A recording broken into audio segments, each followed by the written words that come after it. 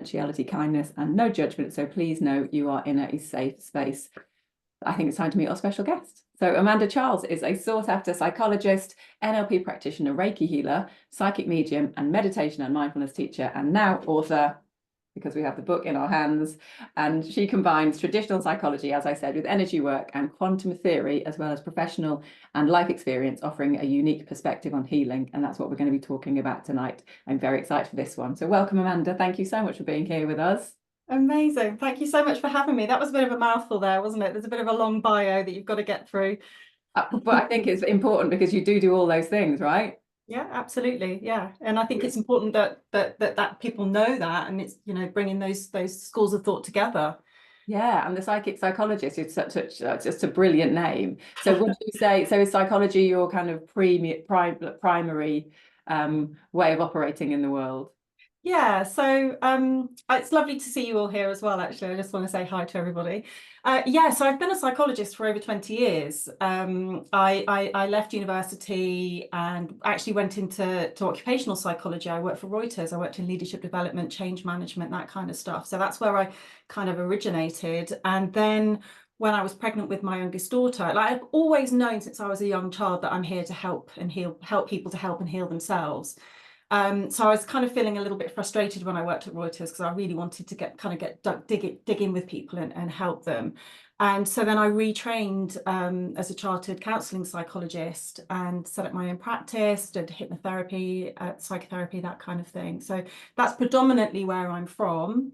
And yeah, the psychic part, well, I've been psychic for as long as I can remember, since I was a little girl. Yeah. Well, I was going to say there's less training for that, or less like official training, I suppose. Well, you Is can there? officially train. Yeah, you can train. Truly, we're all capable of it. We just don't know how to do it, or we might have experiences and we discount them. But actually, sometimes there's a lot more to it than we realize. But when we are connected on all the levels of the self, which we'll talk about, then you will notice that you do start to have more of these experiences. Sometimes we have an awareness of someone that's going to phone us before they do. That's a really common one. But there's so many other things that we experience, precognitive dreams, that kind of thing. I bet some of the people listening today have had dreams of things that have then come true, but we just taught to discount them, really. But actually, there's a lot more to it. I get the feeling from reading your book and following you that a lot of your work is kind of unlearning things. It's like Yes. unlearning, like you say, all the things we've been taught to do, which quite often goes against our nature, maybe. Yeah, that's a really good point, actually. Yeah, because our education system, our family system, that's where we formulate how we see the world, how we see ourselves, and where we fit in. And because we've got that blueprint, we find what we look for. There's a lot of science behind that, when we're looking for things. But if we're not aware of something outside of that, then we won't notice it, we won't see it, we won't experience it even. So yeah, there is some unlearning and expanding our awareness just to kind of dispel judgment, I would say, really, and just allow things to be as they are.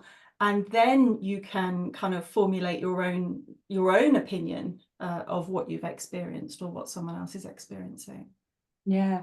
I love the quote that I learned not too long ago. We don't know what we don't know. And I feel like that's a good thing to always bear in mind, always with life, but especially with when we're doing work like this. It's like, obviously we're all works in progress, but then it's the kind of, be, like you say, keeping that open mind and be up for learning and exploring new things. And for you then, how welcoming have you been to your psychic abilities, to your medium abilities? Is that, you say, since as long as you can remember, that's been a part of your life, but has it always been something that you've embraced? No, it's been a really, really tricky journey for me. Truly, coming out as the psychic psychologist, although it sounds great, for me, it was a struggle over a number of years to kind of fully own that title. I literally felt like I was committing career suicide coming out, because I say coming out because I'm a chartered psychologist. I'm a registered practitioner. These are, bodies that regulate what we do, what we say. And it was only when I started to look at the science behind a lot of the paranormal phenomena and started to actually see, for example, mediumship. I don't actually really talk about that much in the book because the book's very much a self-help book, but you know, there is research that shows people that do mediumship actually have a higher level of well-being. You know, people that do learn these skills, and we can learn them, you know, it can affect their mental health and their physical health, actually, because it's all connected in really positive ways. So I started to think, do you know what, somebody has to bring this out for people to understand and to know, you know. And actually, everything in the book does have science behind it. None of it's woo-woo, but we would, because of we don't know, uh, we would dismiss it. So I kind of feel like it's so fundamentally important, and it has been in my journey, that we are aware. You mentioned quantum science, you know, that we are aware through science, different types of science, through quantum science, that shows us that we are energetic beings. But if you went to see a standard psychologist, they'll be looking just at the physical. Now, I look at the physical, at base, you know, we're physical beings in a physical world, having physical experiences. So, you know, we have to fundamentally look at that first, but they would just be looking at your thoughts, your feelings, and your emotions, for example, and the interplay between them, and perhaps how your past is influencing your present. But what they are neglecting to be taught, and therefore, you know, work with consciously, now they will be working with it unconsciously, is the fact that we are energetic beings, and those thoughts, those feelings, and those behaviors influence our energetic frequency. And you know, there is science that shows the kind of electromagnetic frequency from the heart actually goes out to at least 6 feet, probably beyond. They only know that because that's how far they can measure. So if you think about that, and you feel about like a bubble around you, and if you're, let's just say, depressed or anxious, and you've got these heavy thoughts, that's influencing the biochemistry in the body, that's influencing your behaviors, but it also influences how you interact with other people, because your energy is affecting their energy, and it's just going to be passed on therein. So to have this awareness is fundamentally important, I think. So yeah, I was just like, someone's got to do it. I'm going to get out there, I'm going to show them. And yeah, funnily enough, I've been asked by PESI UK, which is the UK's largest provider for CPD, for psychologists, social workers, psychiatrists, to do training for them. So rather than committing career suicide, I'm actually going to be training psychologists in it. So that's really cool. Well, that's amazing. And that's like validation, isn't it? Not that you need it, I'm sure, as an enlightened being, but it's nice to be It's nice to have validated. it. Yeah, absolutely. That's brilliant. So in your typical day, I love to know what people's like a day in your life looks like. And are you working with clients one-on-one? And would they come to you like people go to a more kind of standard therapist, I suppose, come to you because they want something to change in their life, and then and it's kind of bespoke depending on what you feel that this person needs? Yeah. So I've got a clinic not far down the road, just on the way into London. So I've been seeing people there for 4 years. And I also work online all around the world. So it doesn't actually, you know, some people think working online, there's a bit of a barrier there, but actually I feel the connection is much stronger. I don't know why. Maybe it's just the concentration factor. So yeah, I see people one-to-one, and yeah, the way I work is I kind of tune in energetically as well as everything else. And so sometimes I'm aware of things that perhaps my client hasn't said, but my aim is to kind of bring what's in their kind of subconscious into the conscious. So I kind of explore. I work very collaboratively with my clients, but I'm always very aware of, okay, perhaps they're talking about something that's affecting their energy body, their energetic. And then I'll be looking at what's happening on a physical level, the mental level, and on all the levels. So in my book, I talk about the hierarchy of healing, and that's always there in my mind when I'm working with somebody. Yeah, brilliant.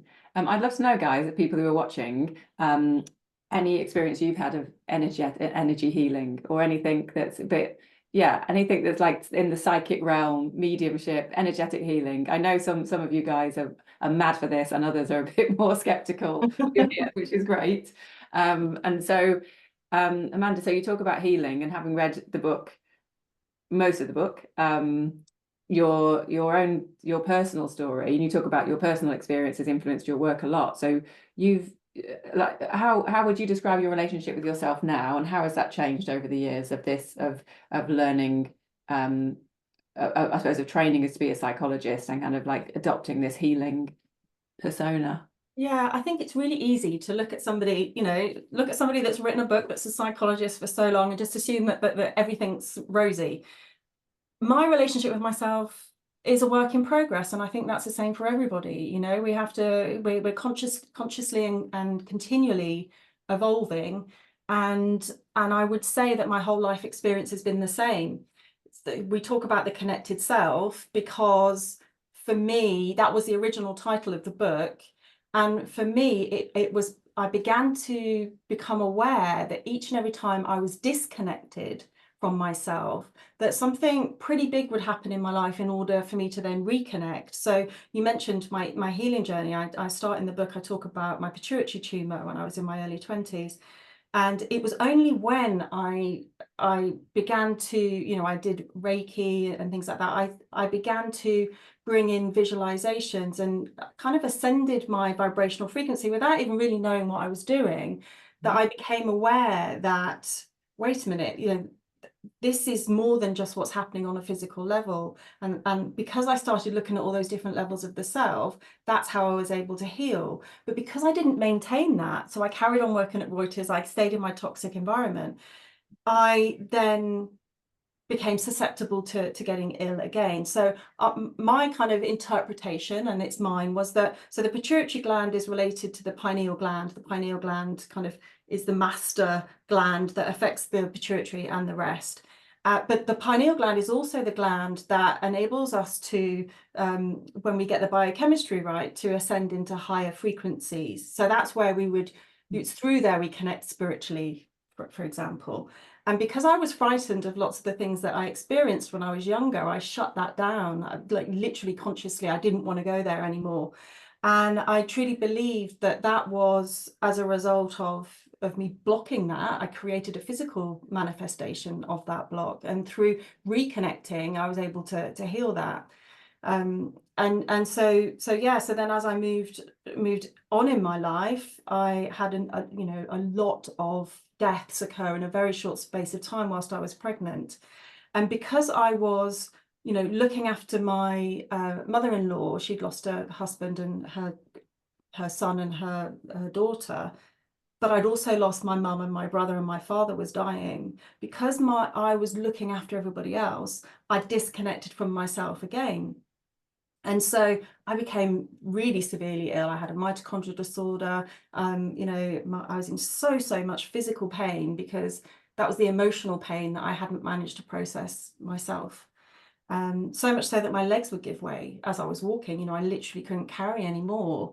So it's through my life experience and having that awareness that I began to realize that I really need to stay connected on all these levels. And through that time, I was also looking at clients and starting to realize, wait a moment, they're disconnected. So we need to look at how we need to reconnect them on all of these levels. So it's for me, it's the root to everything. But it's also, so I see us connected on kind of physical, emotional, mental, spiritual, and relational, and the relationship with ourselves and others, but also our connections with our past self. And that's from before, during, and after our birth, all the way through into our future self, so that we're not kind of connecting in with that past and it's staying there at an unconscious and a subconscious level, because it's kind of driving our thoughts, our feelings, our behaviors. Like we said earlier, that's how we develop our relationship with ourselves and the world. And if we don't have a conscious awareness of it, because we're in fight or flight, we're in trauma response, we're getting on with everyday living in this kind of the world that we live in, then we're kind of projecting that past onto our present and into our future. And that's why often we repeat the same patterns. They might be different, but it's often got the same thread underneath it. So yeah, work in progress, just like it is for everybody else, but I have a high level of awareness of that. And so it's trying to catch yourself before you let things go too quickly. Yeah, thank you for sharing that. And it's really interesting that you said about you didn't maintain it and then got ill again. And it's like, and that's the important thing, isn't it? Because you can know this stuff. Yeah. We Yeah, learn yeah, it. yeah. And but like you say, even someone who's written a book about it isn't always, it's so it is catching it and maintaining it and keeping up the rituals and whatever work you need to do on that self to stay connected. Yeah. And you talk about, and there are lots of different selves that we just talked about there. So when we talk about the connected self, is that being connected to the self now? Or it's like you're taking into account all of those past, present, future? I don't make things simple, I'm afraid. I just like bullet points, basically. Yeah, so for me, when I'm saying that, it's having a conscious awareness of that past and the influence, so that you can then you can then let that go. So it's not like you have to be permanently connected to your past. That's not what I'm saying in terms of that. But you need to have connected in with it to gain the awareness, to be able to process that past, gain an understanding of how it's impacting you in the present and potentially for the future, so that you can then effectively reprogram and rewrite where you're at. So having that deep connection in the present moment, so that you can regulate what's happening in the now, once you've released that past, but having a connection to your future self too. I know, lots of people just very much focus on being in the now. And obviously Eckhart Tolle, lots of people that it's all about being in the present moment, and that's absolutely true. But we also need to step out of that and have an awareness of our future self, so that we can be working towards that. So because mainly because of the environment that we're living in, because we're on autopilot most of the time, so we're not consciously connecting in. So one of the things that I always get people to do is construct how they want their future to be, that future self, on all those levels of the self, and to check in, what can I do today? One thing, at least one thing I can do today that's going to take me one step closer to becoming that future me, and checking that off in the evening. And if you haven't managed to do that, why not? What's got in the way? Is that really what you're wanting? And checking in, having that connection. So truly, when we're looking at the connected self, we're mainly focusing in on having these levels fully connected. So having a conscious awareness of what's happening in the physical realm, or, in the physical body, looking at our emotions, our thoughts, our connection to something beyond ourselves, and to other people. So that's what I'm meaning mainly when I'm referring to that. Yeah, I love the word. I love the fact you used the word consciously there quite a few times, and that's a great exercise, isn't it? If you're doing that one thing, and at the end of the day you didn't do it, why not? If you really want that in your life. Yeah, Jen's written in the chat, I find it really hard to remember to do self-care each day. Is it remember, Jen, or is it just doing it? Is that resistance? But yeah, if you haven't done it, then looking at why it didn't happen and how it can happen the next day. Because then, like you say, we're then choosing our future consciously versus just repeating the same old patterns or just reacting to everyone else's. Exactly. I suppose. We literally just become reactive to whatever's going on around us, and there's no sense of purpose in that, really. And that's where we get the most satisfaction in our lives, if we find something, if we find our why. We need a why. So I'm sorry, I missed the name of the person that said was it Jen? Jen, yeah. Yeah. So Jen, it's finding your why. Why is it that you're wanting to do the self-care? Because it's going a bit deeper than that, and thinking about, where is that block? Is it the physical side? Are you just not able to behave in the way that you're wanting to behave? And that's where you need to start. And there's so many tools that we've got that can help. Our phones, although they can be really unhelpful in many ways, they can be really good at reminding us to do things. And there's something called habit stacking, where we we put it alongside something we do every day without fail, and usually, ideally, it's with something that's unconscious, like brushing our teeth. We don't have to, or going to get your morning coffee, or whatever it is that you just blindly do without thinking. Making it easier for yourself, because it can be really, really tough. It can be hard to have a nice self-care routine, especially if you've not really focused on yourself before. Definitely. It's hard to be nice to ourselves sometimes, isn't it? Yeah. It should be. Do you think then, before we go into our exercises, So you say that the original name for this book was The Connected Self. So, and there's two parts. And the first one is awareness of self. So that's kind of teaching us, going into more detail of what you've just talked about. And then the whole rest of the book, which is kind of like 3/4 of the book is the connected self. So who is this book for? Do we need to have any understanding of energy and that kind of thing and quantum theory to get something from this book? I think I know my answer, but I'd like to know from you who this book. And I've had a lot of feedback, which has really helped me, because I was really worried about it being too kind of difficult for people to get their heads around. So I have distilled the information into easy to understand bite-sized pieces. So in there, everything in there is in there for a reason. I haven't, so it's to help you learn. So you go through the way I've wanted the book to feel like, and Tony, you can tell me if it feels like that, is that I'm walking alongside you.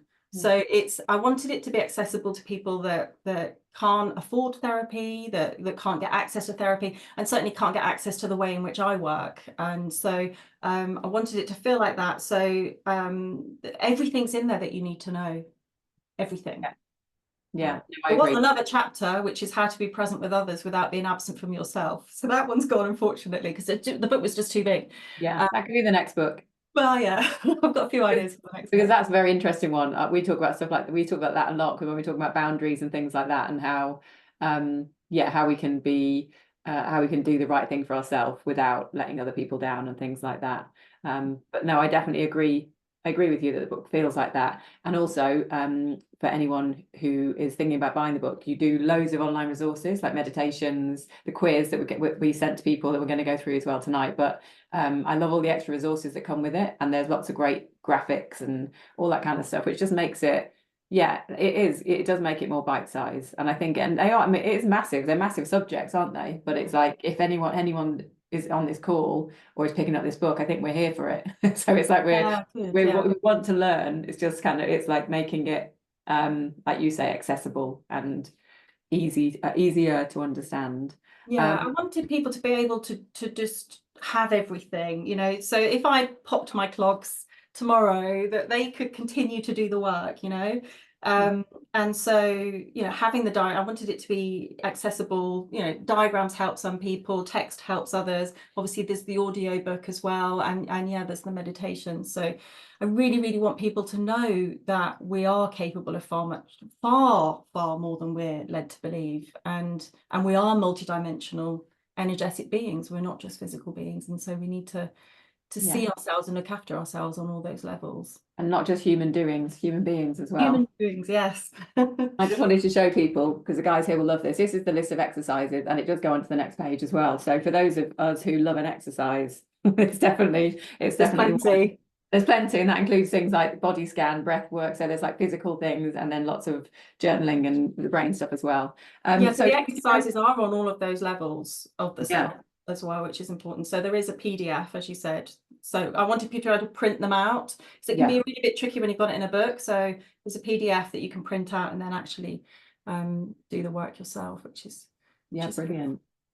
So should we do our exercises then? Should we do our exercises from the book? So we were going to do the that self-space kind of visualization, and then we'll do the self-connection quiz, because that's kind of gives us a base to work from, doesn't it? As like how self-connected we are or aren't, what we might be disconnected from or too connected with, which you'll talk about. Do you want to do the visualization first, do you think? Yeah. You know what? I think I as we looked at before, we're going to give it a go to put a little bit of music behind it. So I'm hoping it's going to work okay. I've tried to keep it fairly short as well, but there is an extended version that comes with the book. So it will just help you understand. There we go. It will help you gain an awareness and an understanding of the concept, and I think it would be really helpful for you to just take some time just to to re-experience what you experience with the visualization, because there's a lot of research that shows that visualizations actually do change our biochemistry, they do change our brain. You know, I had a suspected stroke at the end of November, and have used my protocol in order to get to where I am now. It was grade 7 on the stroke scale. I was supposed to be long-term acute inpatient rehabilitation for 6 to 8 months, and part of that was using visualization and alongside all of the other things that I teach. And there's lots of science behind. They did experiments on people that were recovering from stroke, and you know, the movement with the arms and the shoulders, and they showed they couldn't actually see the difference between people that had visualized it in the brain scan, visualized it, and actually done the physical rehabilitation. So I'm saying that to you because we are capable of far much more than we realize, and just doing a little visualization might feel like not a big deal, but if you keep doing it, you're actually etching out the brain in order to reconnect you with that experience much more quickly. So we're going to connect in and create a safe space within our minds, bringing in the whole body so that we can re-access that feeling as and when we choose. So I'm going to put a little bit of music on in the background. I'm going to mute myself while we do this. Okay, fabulous. Okie dokie. So just allow yourself to find a comfortable position first of all, and hopefully you won't be disturbed. It's only going to be for about 5 minutes, because that's how long the track is. So, okay, so just taking a moment just to allow yourself to drop into the body. And when I say that, what I'm meaning is taking your awareness from the mind down into the physical body. And at times you will have thoughts that come through, and that's perfectly natural, and that's absolutely fine. Just allow them to be there, and then just retrain your awareness back into the body. So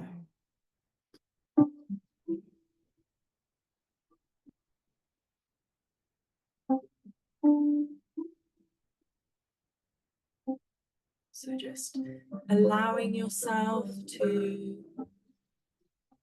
really focus your awareness now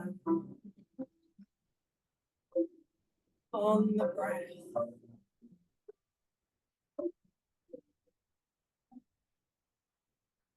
And as you're focusing your awareness on the breath, taking a nice deep breath in through the nose,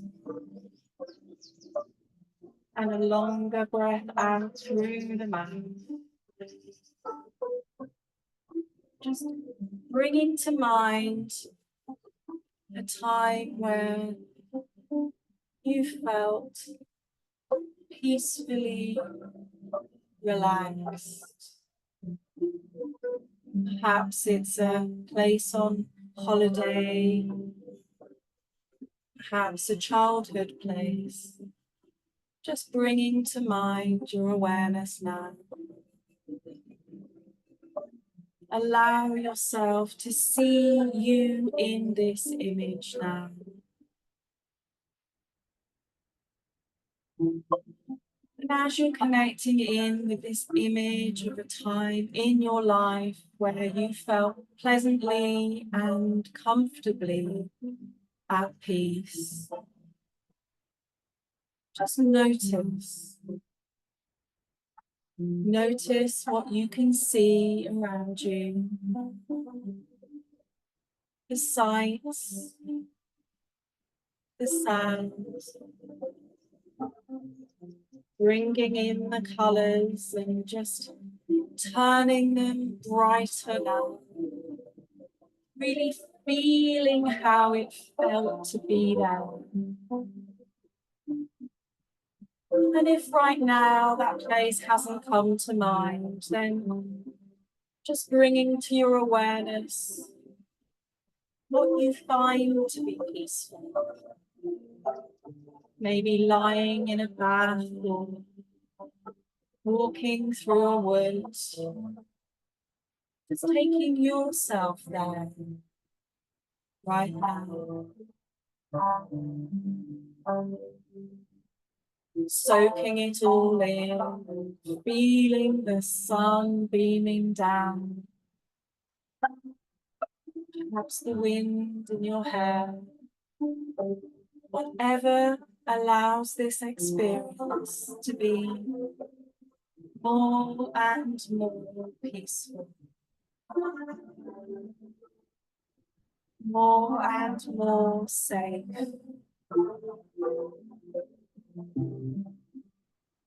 Any thoughts that come to mind, just allowing them to pass on by and really connecting in right now with wherever you find yourself. Really feeling in the body and noticing how it feels for you. And as you see that movie of this place in your mind, just step into that movie right now. And as you step in, take on board all of those feelings of calmness and relaxation that you have right now.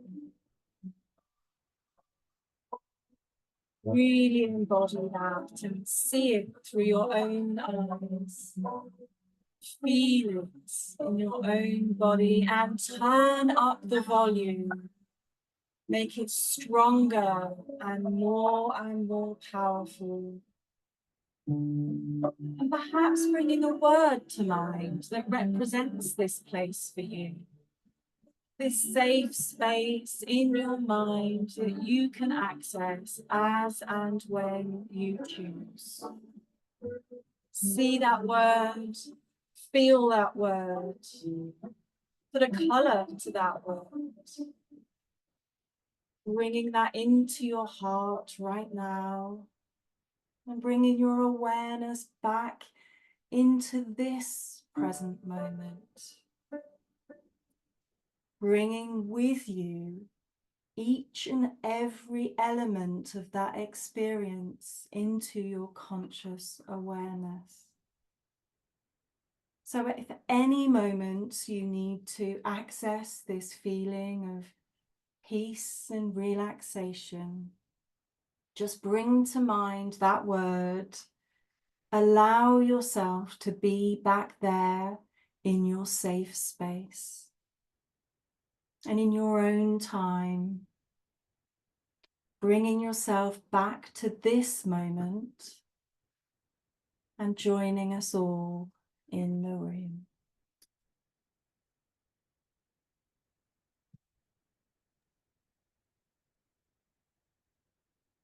So lovely, thank you. You're welcome. It was very quick, but I don't want to go over for people, so That's nice. I'm hoping you were able to access that. But what I will say is, you know, just keeping that in mind and replaying that, take your time, drop into the body, reconnect in with that memory, that even if you've constructed a place, it doesn't have to be a real place, although we can connect in more easily with something we have experienced. Choose a place that isn't related to anybody else. That's really important, and because that can, you know, dilute it if there's any relational issues going on. But yeah, and really good to do before you go to sleep at night. Because we feel nice and safe in our beds, don't we? Yeah, so it sends us off to sleep in a secure and positive state of mind. Lovely. Yeah. Hopefully everyone's still with us and no one's dropped off. Just a little sleep, but if they do, they probably needed it. Shall we do our self-connected quiz then? How self-connected are you? Let's have a look at the as you bring it up. So guys, this is the quiz that is in the book. As we were talking about, there's graphs, there's diagrams, there's quizzes, there's that kind of thing as a way to help us engage with these subjects. So you might want to make this a full screen so you can see what's going on. And I also sent the link in the email so you can do it online as well. But yeah, it's great to have Amanda talk us through it. Yeah. So, I mean, I've obviously done the online version, which has got some video there, so I explain it in much more detail. But this is taken from the book and just shows how simple it can be. Obviously, when you're doing it online, the way in which it can only bring up one result, but you might find that you know, you've got a tie, and I don't know how the computer does it, but it will give you what it does. So I think it's always good to do the actual original one. And the way I've done it is so that you can just literally tick true or false. So I will go through each of these. I don't know how many of you have done it already, but I'm sure not everybody has. So I'll talk you through it. And you'll notice here, there is, I don't know why I'm pointing because you can't see me point, but you can see this. Yeah, we can. We've got these symbols down the side here, and they represent whether it's the body, emotions, the mind, intuition, or your relationship with yourself and other people. And they're scored out of 5. So whether you can put yourself a little table, if you've got a pen and paper with you, then you can start to score for each of the elements when we go through it. So the first one is I'm often exhausted. I suffer from fatigue and lack of energy, and I find my sleep and health are suffering too. So remember, all these levels interact with each other. So if that applies to you, then tick true, and if not, false. The next question is, I feel like my life has great meaning and purpose. I know what I want and why I'm here. And again, mark that as false or true. And then we've got, I constantly replay events and conversations in my mind. I find it hard to switch off and I struggle to sleep. And that's true or false again. Notice that in this questionnaire, the true and the false are in different columns. That's for a reason, and you'll see that at the end. So the next one is, I isolate myself when times are tough. I cancel plans, ignore texts and calls. People don't know what's going on. So this is really kind of like you isolate yourself when things are getting tough. I really know my own mind, so I can make decisions easily and effortlessly. And we've got, I lose myself when around others. It's like I become more of them and less of me. We're back to boundaries there again. I have a clean bill of health, no major health concerns for me. Wouldn't that be nice? I often struggle to remember things, especially details of my childhood. Now, this isn't like a clinically devised questionnaire, but these are things that I've found over the 20 odd years I've been working that come up often. I fully trust my instincts and act in accordance, knowing everything will work out. I am someone that's been plagued by anxiety and panic. Life can be tough, and it certainly would be if that was happening in your life. I acknowledge my own needs and ensure I have healthy boundaries with others. And you'll see that some of these are switched over, and it's done for a reason, to make it more robust. Sometimes my emotions can feel so overwhelming that I just don't know what to do. I take my body for granted and push on, overriding a need for rest. I always put everything else as a priority. I trust others and turn to them in times of need.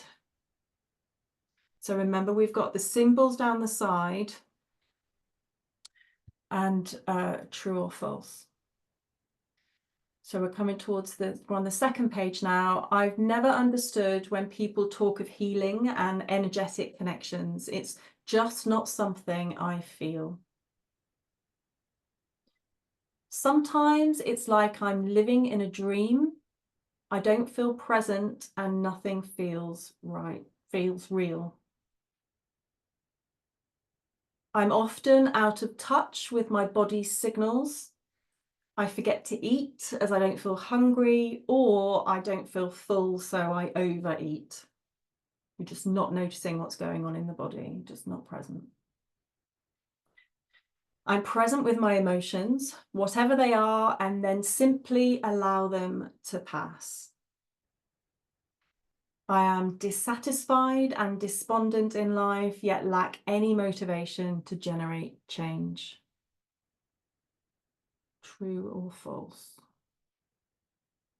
I believe I have all the resources I need within me, so trust my inner guidance if needing answers or making decisions. Then we've got, I'm plagued by aches and pains. I often feel 10 years older than I actually am. I struggle to speak up and express my opinion. I really don't know what I stand for. It's easy for me to identify and understand how I am feeling in any given moment. I find it hard to keep focus and concentration on tasks. True or false? And then sometimes I sense I should or I shouldn't do certain things, but I override my gut feeling and do them anyway. So whether that's a true or a false. So what we then need to do is, in the table, I'm hoping that you've all been able to write this down. It's being recorded, right, Tony? So they can go and go through it again afterwards if they haven't got the book. Yeah, totally. Or obviously go with the online version. So Amanda, can you just explain how we do score? So it's the first column. Yes. So basically, there's. I just need to check that I'm saying the right thing because I wrote this a long time ago. So it will be, I'm often exhausted, suffer from fatigue and lack of energy. I find myself sleeping. So you are. It says on the scoring part, it says, look to the answers you gave and highlight only the responses that fall in the first column. Okay, there you go. Thank you, Tony. Like, and tally up the scores associated with each symbol. And yes. yeah, so then you'll say, so if you had a true, I suppose, in the first column, then you get one of those symbols, correct? Yes. Right. Yes. Because that's showing for that first one, that's related to the body. So we're going up. It's not letting me go up. So for the second one with the star, if you'd have said false, that's the first column, would you not give yourself a star?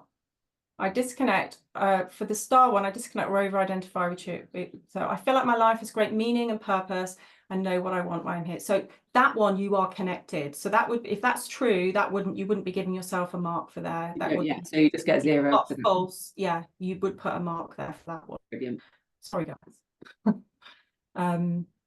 Yeah, so you're going through those. So we've got the first level, which is the body. So each and every time you've got something that's false in that that column, then you're writing it, you're scoring it in the final column here.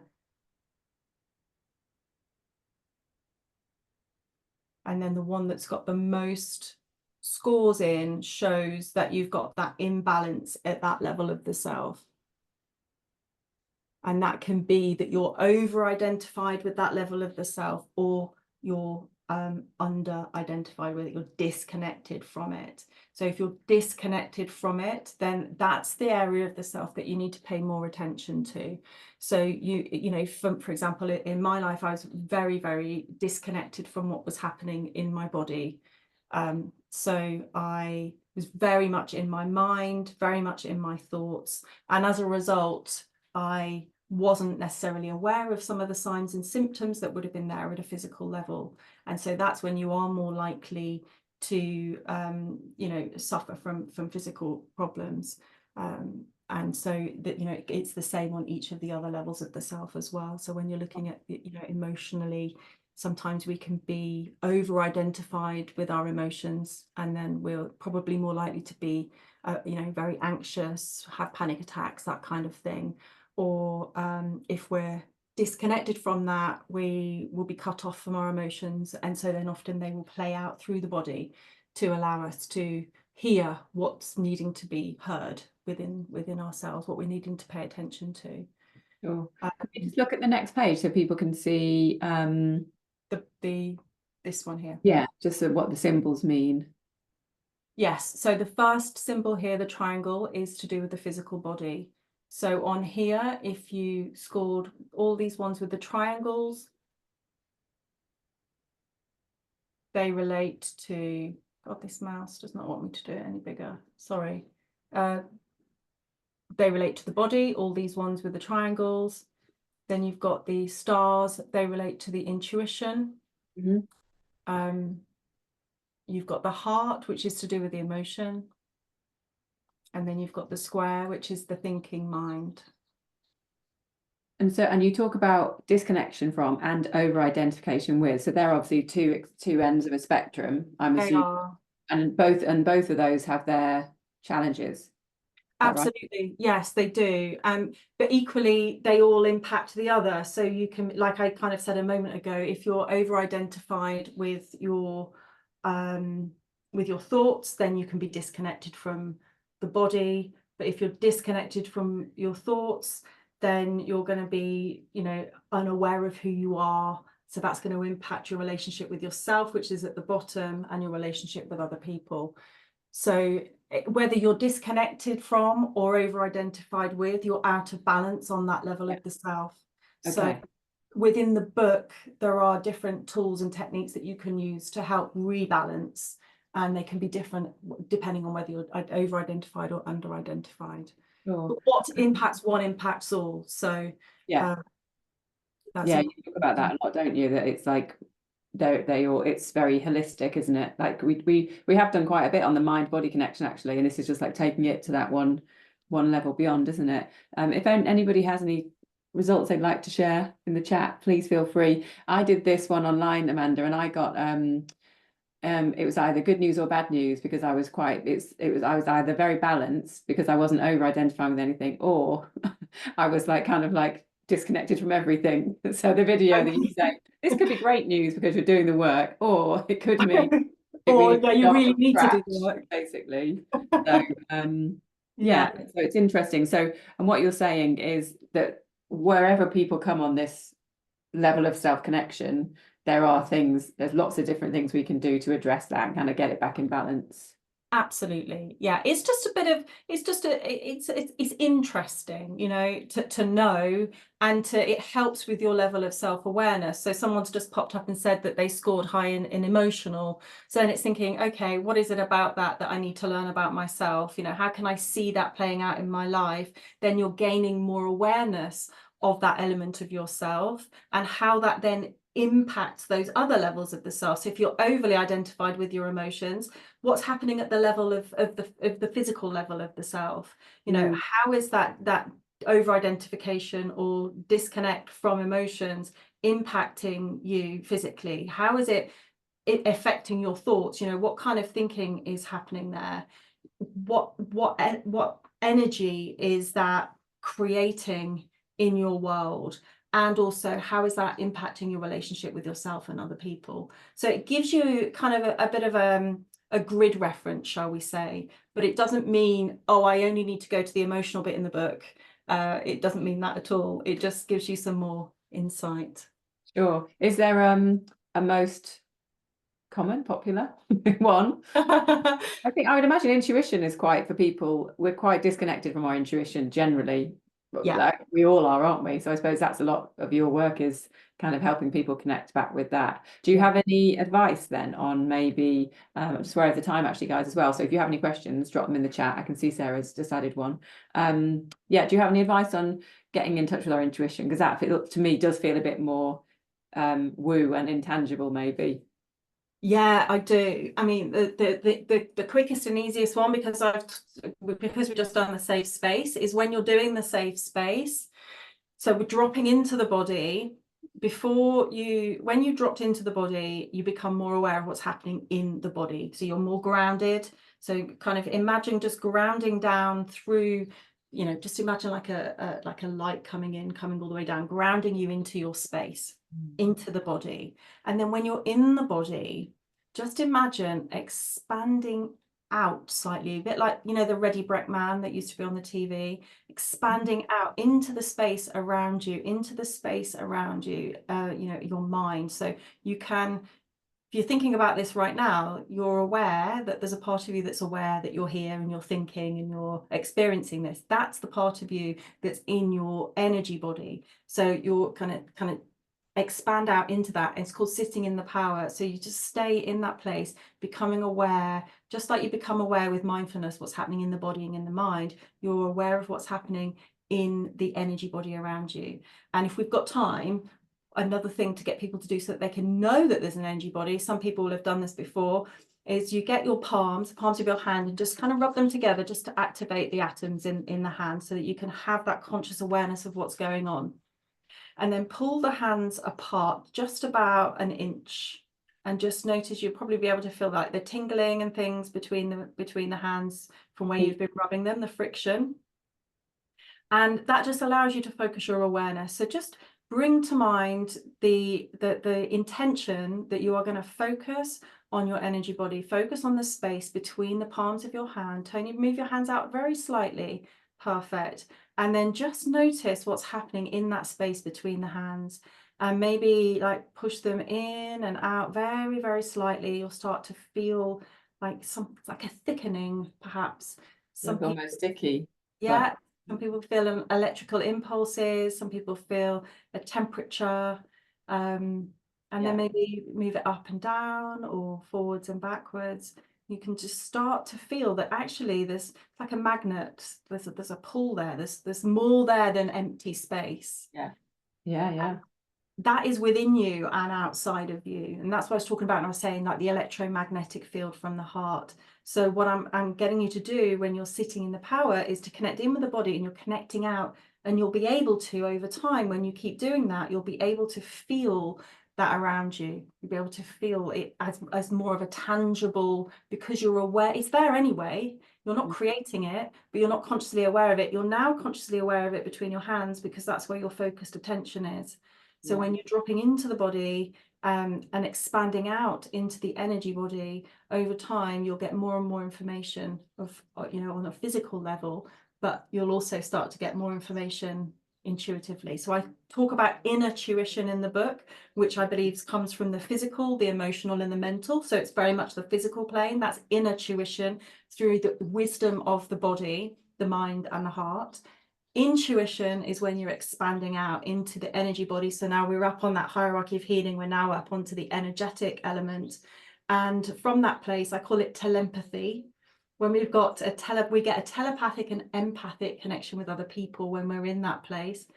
How weird is that?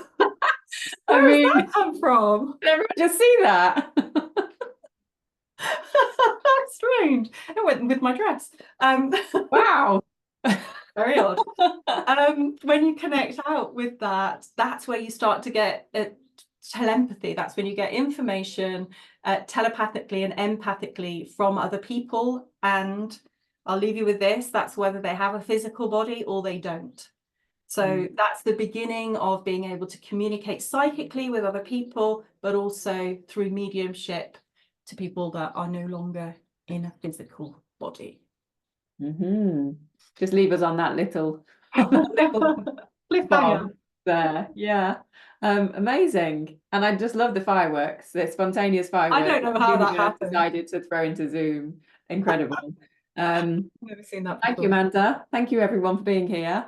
I hope you've got your brains around this, the psychic psychologist, and the different levels of self. And I think we understand, don't we, that we need to understanding ourselves is really vital in living a kind of fulfilled and happy life. And I think it's really great that you talked about consciously choosing and kind of designing that future. But this has been a really different take on it, I think, for us. So thank you so much. Oh, you're most welcome. It's been lovely. I'm really, for me, it's about getting the information out there. So I'm really pleased that people showed up and they were interested to learn more. So yeah. Thank you so much. Thank you guys for being here. Enjoy your week. And David shared some links in the book, The Psychic Psychologist. Do the quiz online if you didn't get time to finish it today, and you'll get some lovely